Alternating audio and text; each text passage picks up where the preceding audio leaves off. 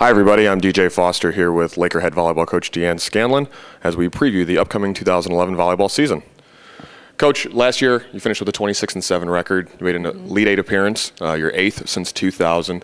Your senior class made 3 Elite Eights in their 4 years here, and they were led by first-team All-American Rebecca Rappin. How do you replace that production from your senior class? Yeah, they're going to be missed, and I don't know if you ever replace a class like that.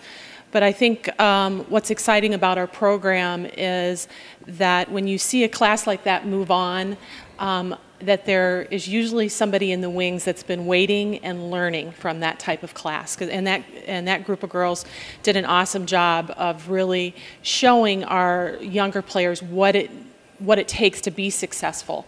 And so they will be missed, but it's just kind of the legacy of our program is we want seniors to pass things on and pass them down.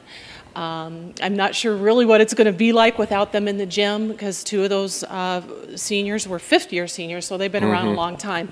But I imagine the rest of the GLIAC is probably pretty happy not to hear some of those names. Sure. Well, you lost four very good seniors, yeah. But you had 5 more that played in all 33 matches. 5 more come back, right. Including Nicole Whidden, Ina Uma, Olivia Kohler. Talk a little about the upperclassmen you have coming back. Those are some of the names that we're going to rely on to now be the faces of Laker volleyball. We have Nicole Whidden, really our only returning senior that's had significant playing time, and she has really just developed in our program, not only on the court. She's one of those kind of players that may not get a lot of attention, but she can quietly kind of, you look at her stat line and you're like, whoa, especially this spring. She had an incredible spring. She led us offensively.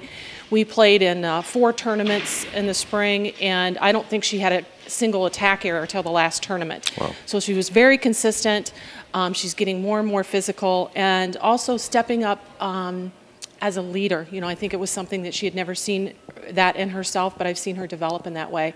And the same thing with Ina. Ina was always a great athlete, came in here just physically testing off the charts as a freshman, but not with a whole lot of playing experience, and it's been fun to really watch her develop and learn, from Becca and those are going to be our 2 go-to people in the middle. And then you have Olivia, who has been part of our 6-2 offense, and she came in as a freshman and was kind of tutored by, Deanne Scanlon, and now Olivia will find herself in that position with a young freshman setter coming in, that it will be her time to, kind of mentor our freshmen.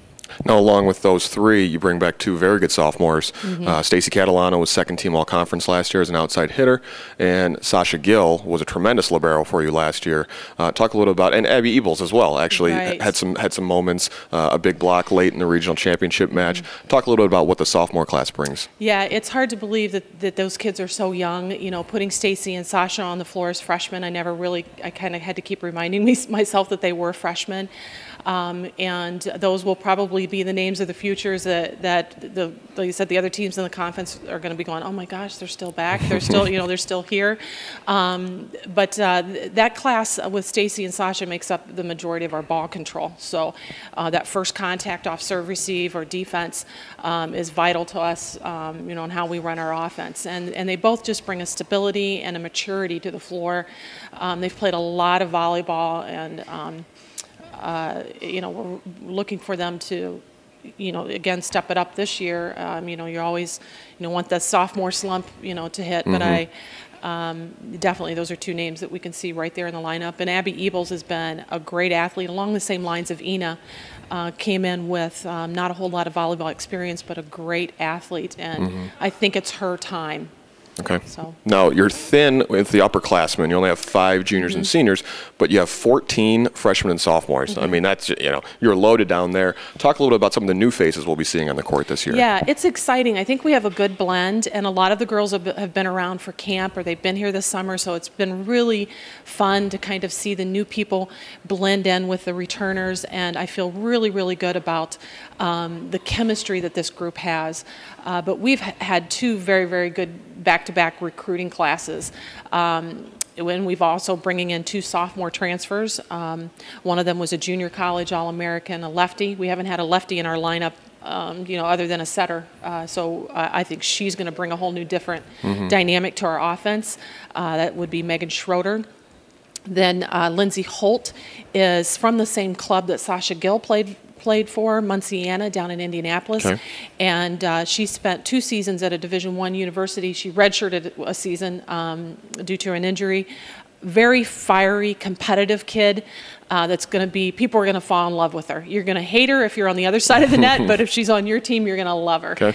And then our freshman, very athletic group, Claire Ruenkamp from Ohio, is a kid that just loves to compete. And she's a setter, so again, I mentioned that Olivia is going to take her under her wing and bring her along.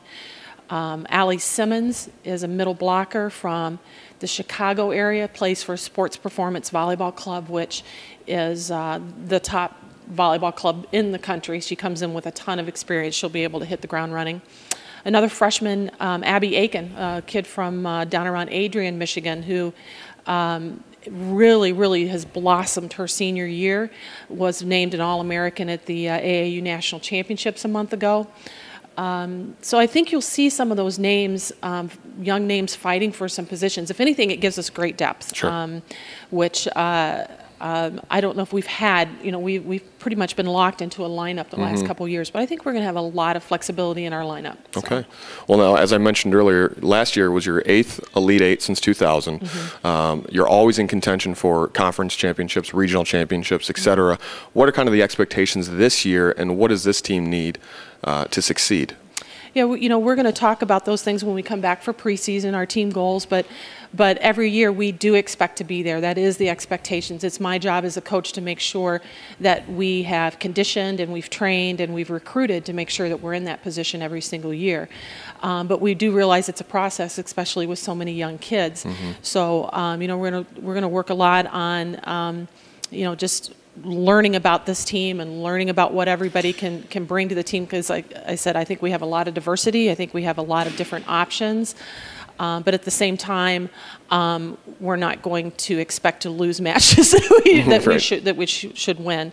But I feel really good about where we should be starting in preseason. Like I said, talk about the chemistry and what the expectations are. I think that our returning players have done a real good job of kind of making sure that we're going to be ready to go come preseason, and we hope to be there right at the end. That's kind of our signature. Is maybe we'll take a few bumps in the road along the way. The GLIAC again is going to be very, very strong, but we plan to be there at the end again. Sounds great. Well, we look forward to watching you this year, and best of luck this season. Thanks, DJ. Thank you.